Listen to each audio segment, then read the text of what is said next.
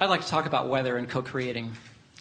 And I have this deep belief that I think you can feel is true for me, that everything works out perfectly, everything's unfolding in an amazing way in my life, and I live by that and I understand that. And so the little hiccups and contrasts that come along the way don't aggravate me for very long. We live on a little farm, and weather is an important part of our life. And we just went through 60 days or so in July and August that were really unpleasant, hot and without rain. And we like to see plants happy and animals happy, and that helps make us happy. And we like to think, my partner and I, that we're pretty good allowers. What I'm wondering was where our ability to co-create falls in the rain that we experienced on our place, and whether our resistance was keeping the kind of weather that we thought we would get from us.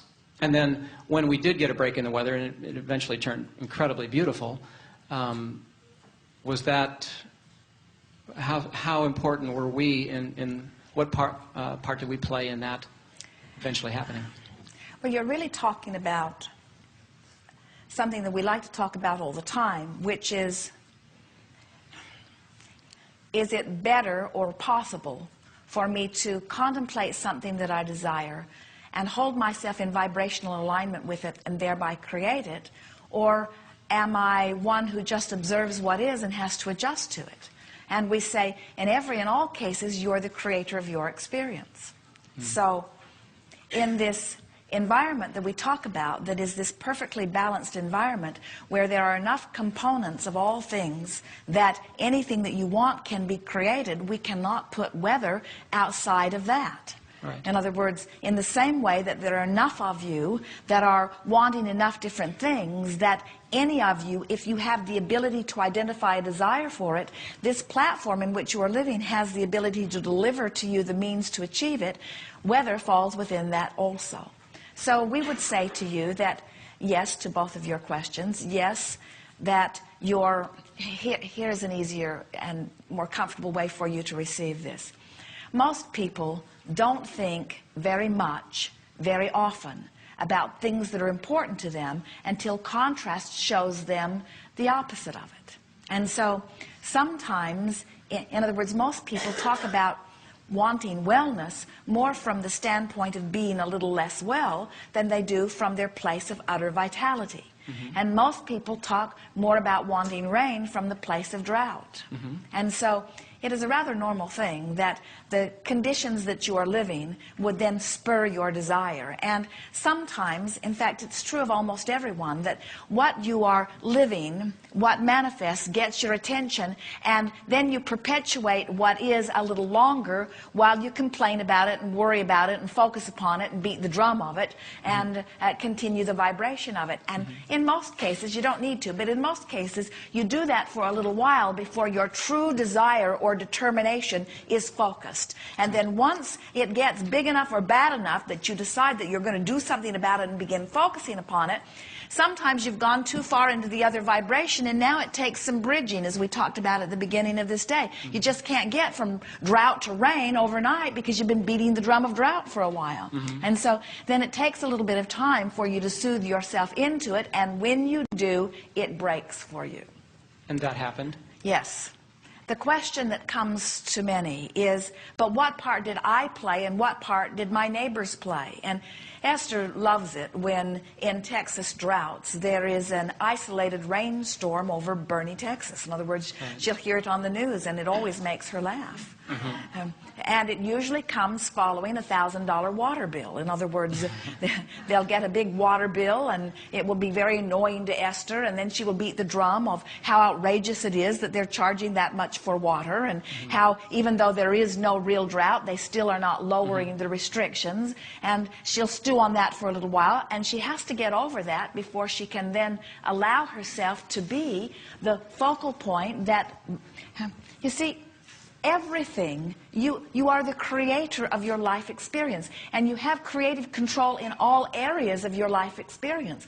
But what messes so many of you up is that you try to factor everybody else in. If you weren't trying to factor everybody else in, your purity between your desire and your pattern of vibration would be more constant. Mm-hmm. Okay. We liked what we heard you say about how my life really goes well. And there are hiccups occasionally, but for the most part, my life really goes well.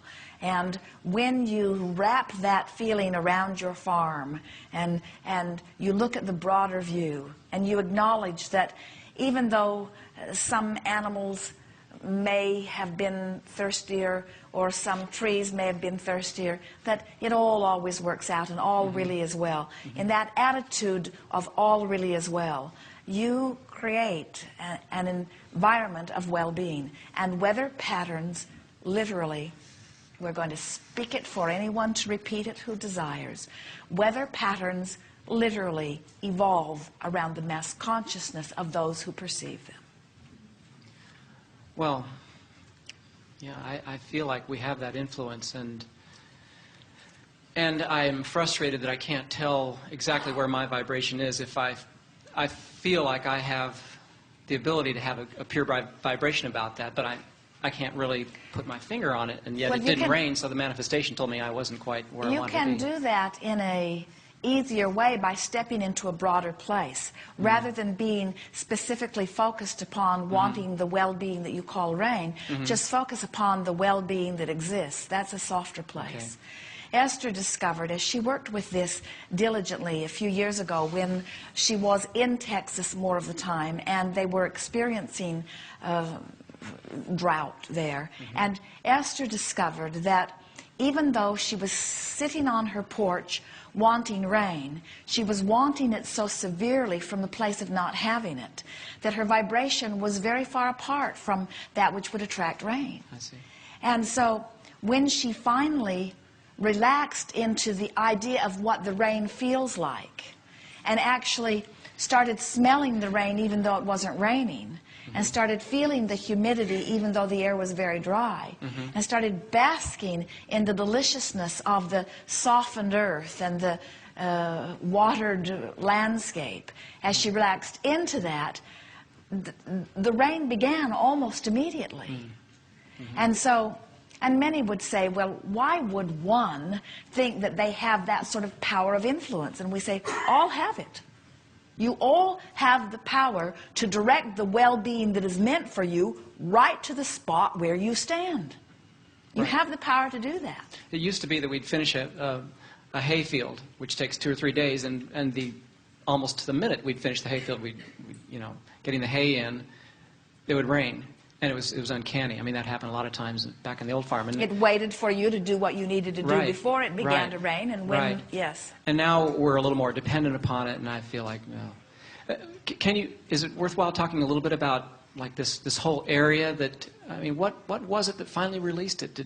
Was it just a kind of a mass, everybody just finally went where you just described Esther went, or what is it that releases it? It isn't so much even that everybody needs to do it. It is that those who are focusing most upon it must release their resistance. Okay.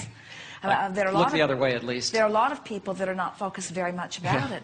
We like to tease our human friends when we say, your fickleness serves you, because as a mass consciousness, you can't stay focused upon anything very long. Your media doesn't allow it. And it's really a good thing, because if you could, you would cause much more destruction than you usually do. So the idea that you jump from topic to topic does have its saving grace.